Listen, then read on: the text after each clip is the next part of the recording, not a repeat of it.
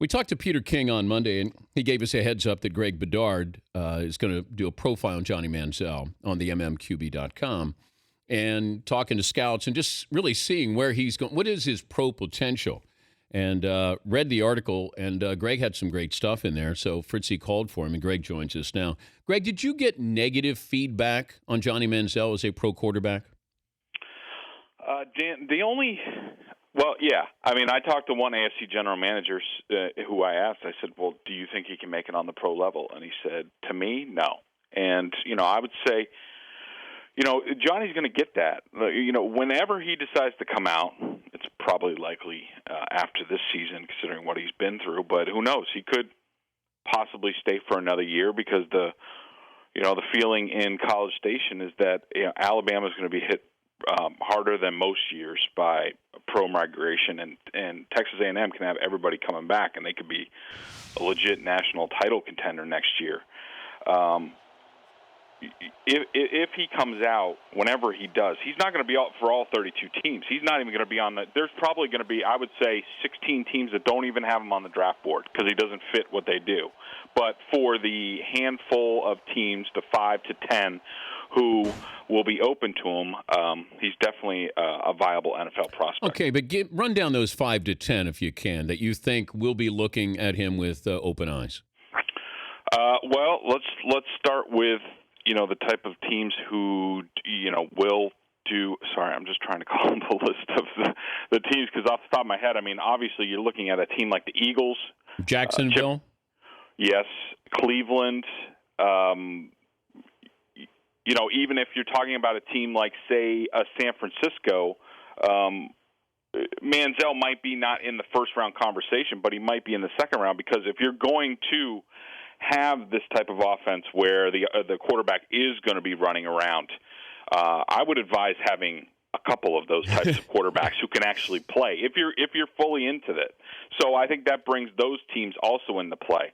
But I would say, depending, the Jets probably wouldn't because, they have their quarterback now. The Bills have their quarterback. I think the Bengals could be interested.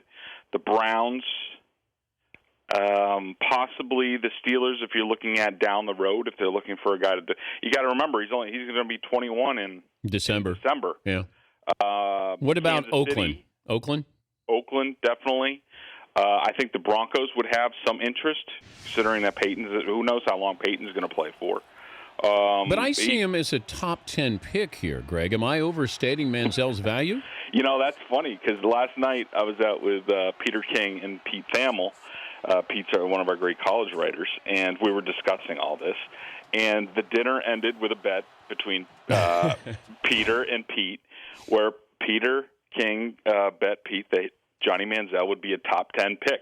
And I was like, whoa, count me out of this. I'm not getting involved in this bet. Because, while I think Johnny's going to be a high draft pick, and I think he's going to be successful at the next level, top 10's a little rich for me, but I say he's at least a second rounder without question. And it all depends on how much, does he get in any more trouble from here on out?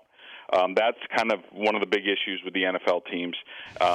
If he keeps his nose clean, I see him as somewhere in the first round. But top 10, I don't know. That's tough. Yeah, but okay, Greg, let's just look at Jacksonville here. It's a faceless franchise. You got a lethargic fan base there. You're looking for some kind of star power. If they're on the clock and you can draft Johnny Manziel in the first round with a top 5 pick, you think that they would go with Jadeveon Clowney or whoever instead? I mean, a nice, beefy offensive lineman or something instead of Manziel? Have you and Peter been talking about this? Because that's one of the points he brought up. I understand that line of thinking. I do. I will say this. This year is just stacked with quarterbacks coming out. Now, look, I'm not a draft guru, but, there are a lot of guys from Teddy Bridgewater to Taj Boyd to, you have Carr out at Fresno. I mean, there are a bunch of different guys, top to bottom, who would come out. Mariota probably coming out of Oregon. This is a very good draft for quarterbacks, so I think that definitely affects where Manziel would go in this draft. Strongest positive response you heard about Manziel? Well, I mean, I heard this from a couple of different people who said after, and I talked to a few right after the game on my driving from College Station to Houston. They said, these are people who didn't think he was much of a prospect before that game, thought he was a flash in the pan, said, I'm in now on Johnny. There is something there. There's something to the kid. They think also that the way he conducted himself in that game, from his on-field demeanor, but also on the sidelines and the way he interacted with teammates, and they really keep a close eye on this, especially for a guy like Manziel. They see the type of kid who is a leader, and if he can demonstrate that he has learned from his youthful mistakes and is not an immature idiot, that he can actually perform as a quarterback and be a leader, they're going to be in. It's going to be extremely important for him to keep his nose clean from now until the draft if he wants to be a first-round pick. Well, didn't you have a quote where one front office person said, he's not a criminal, he's a knucklehead, and we have a team full of knuckleheads, so we're okay with that? Yes. Look, the NFL hasn't really investigated all of this yet. A lot of them are just going off the media reports for right now.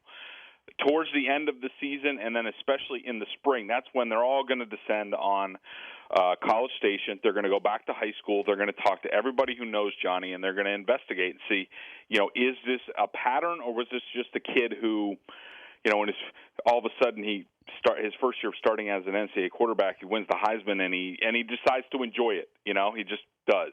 And if that's the case, I think they won't have a problem with it. But they're definitely worried about it, because when you talk about an NFL quarterback, you want a leader, you want a guy who everybody can look up to. And the other thing that I think that's working in Johnny's favor is that under the new CBA, you can make a mistake on a quarterback in the first round. Yeah. You couldn't before that. So even if, say, Johnny blows up in your face, it is not a franchise killer. So I think that definitely helps him a lot. Greg, good stuff. Thanks for joining us. No problem. Thanks, Dan. Greg Bedard, the mmqb.com, and his article on Johnny Manziel. Can he make it in the NFL? The Dan Patrick Show, weekday mornings on Audience.